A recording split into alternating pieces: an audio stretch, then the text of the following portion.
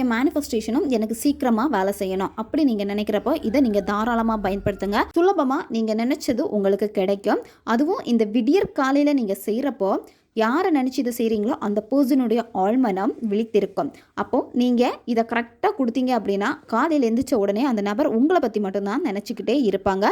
காலையில் 2லேருந்து 4:30 மணிக்கு உங்களுக்கு முழிப்பு வருது, இந்த இடைப்பட்ட நேரத்துக்குள்ளாடி உங்களுக்கு ஆட்டோமேட்டிக்காக முழிப்பு வருது அப்படின்னா இந்த பிரபஞ்சம் உங்களை தேர்ந்தெடுத்திருக்கிறது. இதை எப்படி உங்களுக்கு உணர்த்தும் அப்படின்னா உங்களை அந்த ஆழ்நிலை தூக்கத்திலேருந்து உங்களை முழிக்க வைக்கும். சீக்கிரமாக நீ எந்திரிச்சிரு, உனக்கு என்ன வேணுமோ அதை நீ இந்த டைமில் நீ செஞ்சிரு, கண்டிப்பாக அதை நான் உனக்கு கொடுத்துருவேன் அப்படின்னு தான் பிரபஞ்சம் உங்களை எழுப்பி விடுறாங்க.